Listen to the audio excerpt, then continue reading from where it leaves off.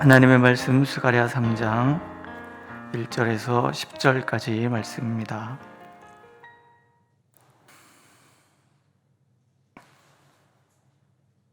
한 목소리로 읽겠습니다. 1절. 대제사장 여호수아는 여호와의 천사 앞에 섰고 사탄은 그의 오른쪽에 서서 그를 대적하는 것을 여호와께서 내게 보이시니라. 여호와께서 사탄에게 이르시되 사탄아, 여호와께서 너를 책망하노라. 예루살렘을 택한 여호와께서 너를 책망하노라. 이는 불에서 꺼낸 그슬린 나무가 아니냐 하실 때에 여호수아가 더러운 옷을 입고 천사 앞에 서 있는지라. 그 더러운 옷을 벗기라 하시고 또 여호수아에게 이르시되 내가 내 죄악을 제거하여 버렸으니 내게 아름다운 옷을 입히리라 하시기로 내가 말하되 정결한 관을 그의 머리에 씌우소서 하며 곧 정결한 관을 그 머리에 씌우며 옷을 입히고 여호와의 천사는 곁에 섰더라. 여호와의 천사가 여호수아에게 증언하여 이르되 만군의 여호와의 말씀에 내가 만일 내 도를 행하며 내 규례를 지키면 내가 내 집을 다스릴 것이요 내 뜰을 지킬 것이며 내가 또 너로 여기 섰는 자들 가운데에 왕래하게 하리라. 대제사장 여호수아야, 너와 내 앞에 앉은 내 동료들은 내 말을 들을 것이니라. 이들은 예표의 사람들이라. 내가 내 종 싹을 나게 하리라. 만군의 여호와가 말하노라. 내가 너 여호수아 앞에 세운 돌을 보라. 한 돌에 7 눈이 있느니라. 내가 거기에 새길 것을 새기며 이 땅의 죄악을 하루에 제거하리라. 만군의 여호와가 말하노라. 그날에 너희가 각각 포도나무와 무화과나무 아래로 서로 초대하리라 하셨느니라. 아멘. 이스라엘 백성들이 포로에서 돌아오죠. 돌아와서 구레스의 칙령에 의해서 성전을 재건하는 부푼 꿈에 사로잡혀 있습니다. 그들이 성전 기초를 놓았을 때 그들이 환호성을 지르잖아요. 때로는 울기도 하고 소리도 지르고 이런 감격이 온성에 가득했었습니다. 이제 모든 것을 새로 시작할 수 있다는 어떤 희망, 하나님의 백성으로, 하나님께서 원하시는 백성으로 거듭나겠다는 그런 다짐, 또 하나님의 놀라운 부흥의 역사가 있을 것이다 라는 그런 기대가 그들을 이렇게 환호하게 했을 것입니다. 그런데 그것도 잠시였잖아요. 대적들의 방해와 또 전후 사정을 모르는 왕의 칙령에 의해서 성전 건축이 강제적으로 중단이 되고 시간이 흘러갑니다. 시간이 흐른다는 것은 이런 감격과 환호성도 같이 사라져가고 있다는 것과 같습니다. 그렇지 않습니까? 기대가 모두 사라지고 체념만 남는 거예요. 이런 실망으로 보낸 시간들은 우리 안에 왜곡된 믿음을 형성시키기에 충분한 시간들이죠. 우리가 학개서를 이렇게 보면은 그들 안에 어떤 실망이 담겨져 있었는가 하는 것들을 우리가 짐작할 수 있는데, 건축할 시기가 아니다, 우리 집이나 짓자, 뭐 되는 일이 없다, 이 돈은 뭐 어디서 오냐, 뭐 이런 이야기들을 그들 가운데 했었을 것이다, 이런 생각이 드는 거예요. 무기력, 불신, 원망과 갈등으로 그들은 영적으로 서서히 지쳐가고 있는 거죠. 이들을 하나님께서 일으켜 주실 필요가 있었던 거예요. 그래서 스가랴 선지자를 통해서, 학개 선지자를 통해서도 말씀하시고, 그 다음에 스가랴 선지자를 통해서 희망을 주시기를 원하시는 하나님의 모습이 이제 스가랴서에 담겨져 있는 거죠. 제일 먼저 하나님이 하신 말씀은 돌아오라. 그럼 나도 너에게 돌아갈 것이다. 하나님이 돌아오시는 그 순간부터 회복과 부흥은 당연한 것이 되는 거죠. 두 번째 환상, 뿔과 대장장이 그 사명을, 네 뿔과 네 대장장이잖아요. 네 뿔, 동서남북 사방에 어떤 온 세상의 권세를 뜻하기도 하고, 대장장이는 하나님이시잖아요. 모든 권세는 하나님 안에 있다. 높이고 낮추심이 오직 하나님 앞에 있다.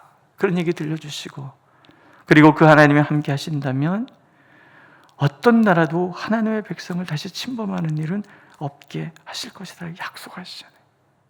얼마나 부흥할 것인지 측량주를 통해서 보여주시고, 하나님이 불성각이 되어주시겠다고 약속해 주시고, 네 번째, 용서예요. 용서. 바벨론의 포로로 머물러 있던 날, 이사야 선지자를 통해서 하나님께서는 이런 말씀을 들려주시지요. 너희 하나님이 가라사대 너희는 위로하라. 내 백성을 위로하라. 너희는 정다이 예루살렘에 말하며 그것에 외쳐 고하라. 너희 복역의 때가 끝났고 죄악의 사함을 입었느니라. 하나님의 용서의 말씀이 이미 선포되어 있어요. 그러나 돌아와 보낸 신학 시간들, 되는 일이 없을 때 우리가 제일 먼저 떠오르는 게 뭐예요? 내가 무슨 죄를 지었길래, 이런 마음 우리가 한단 말이에요. 생각해 보세요. 이스라엘이 멸망한 이유가 그들이 범죄함 때문이에요. 70년이라는 복역의 시간이 있었지만 선뜻 우리 마음에 내 죄가 다 용서받았다라는 그런 확신을 갖게 되느냐 말이죠. 우리에게는 이런 죄책감이라는 것이 늘 자리 잡고 수시로 죄책감이 튀어나와서 우리를 우울하게 만들고 무기력하게 만든단 말이죠.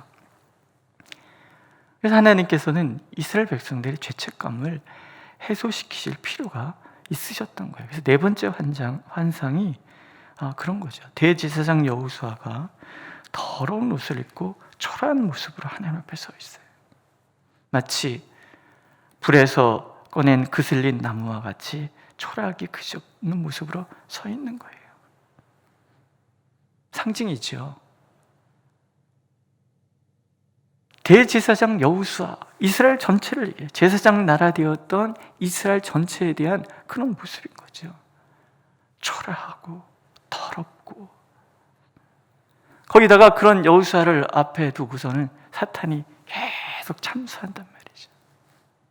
죄인이라고 손가락질하고 죄책감을 끊임없이 불러일으키고, 사탄은 늘 우리의 허물에 대한 끊임없는 고발자잖아요.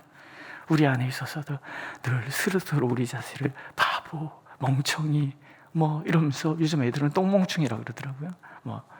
이러면서 나를 계속 무기력하게 만드는 사탄. 근데 보세요, 하나님 뭘 하시는지. 사탄을 책망하시잖아요. 여호수아를 감싸주세요.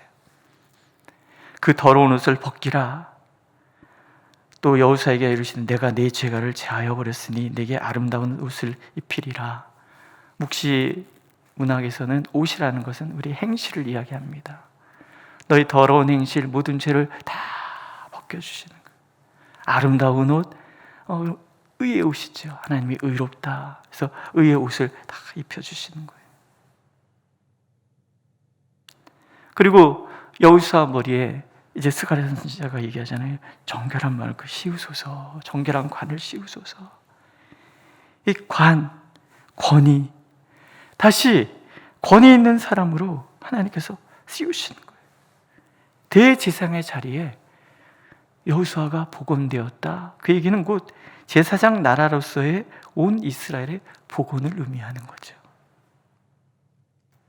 사탄은 끊임없이 우리의 행실을 고발을 할 거예요.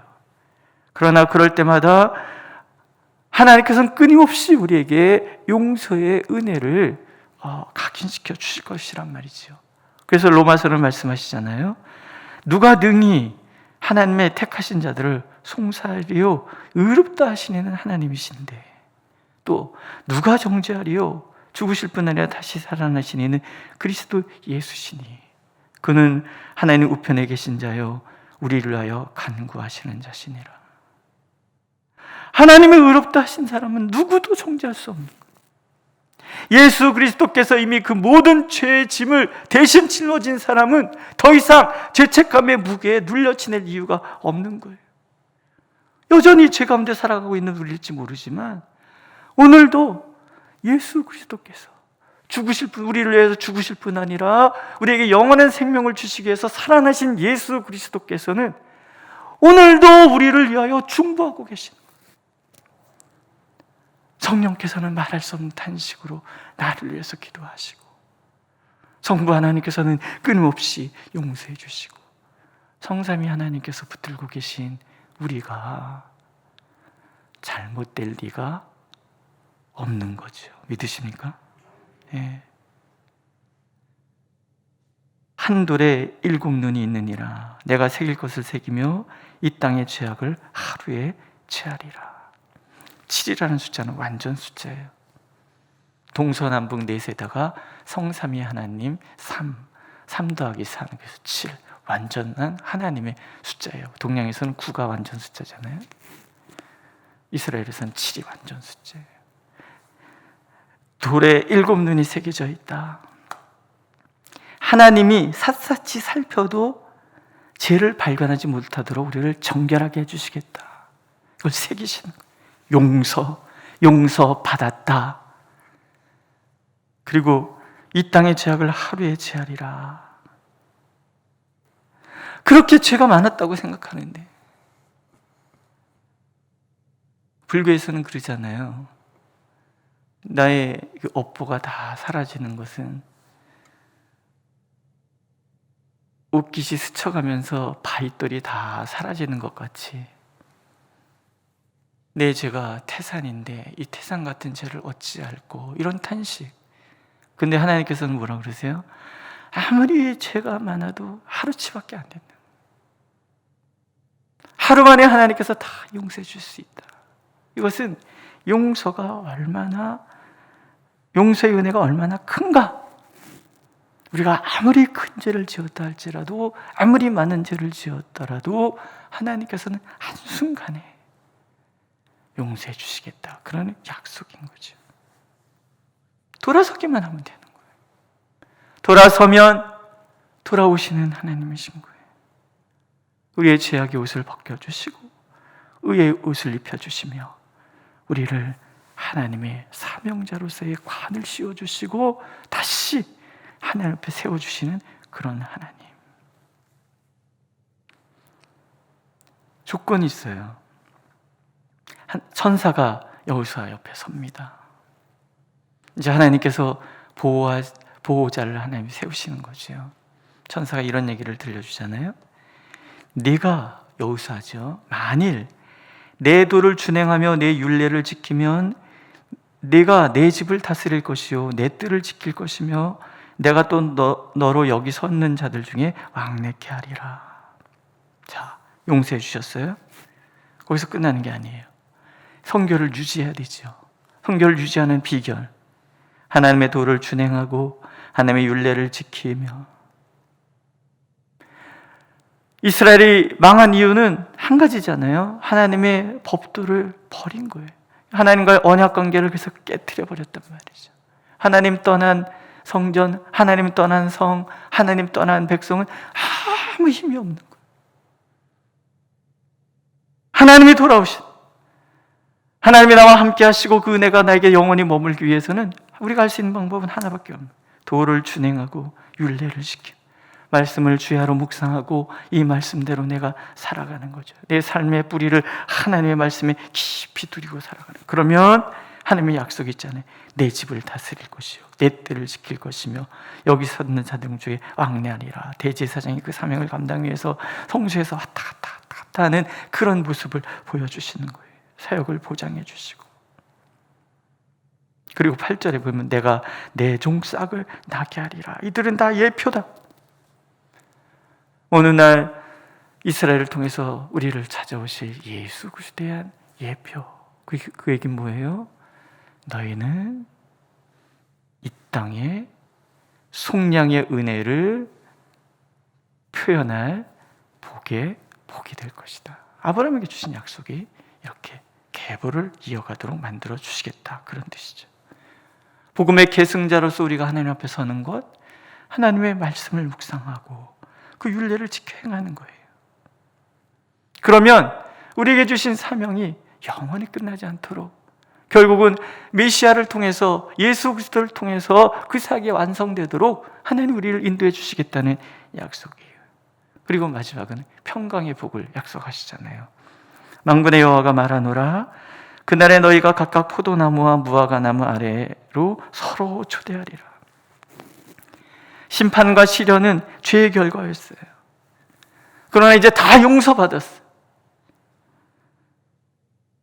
용서받으면 이제 더 이상 심판이 없는 거예요. 하나님이 허락하지 않는 이상은 어떤 대적도 하나님의 백성을 손댈 수가 없어요. 평화가 찾아왔어요.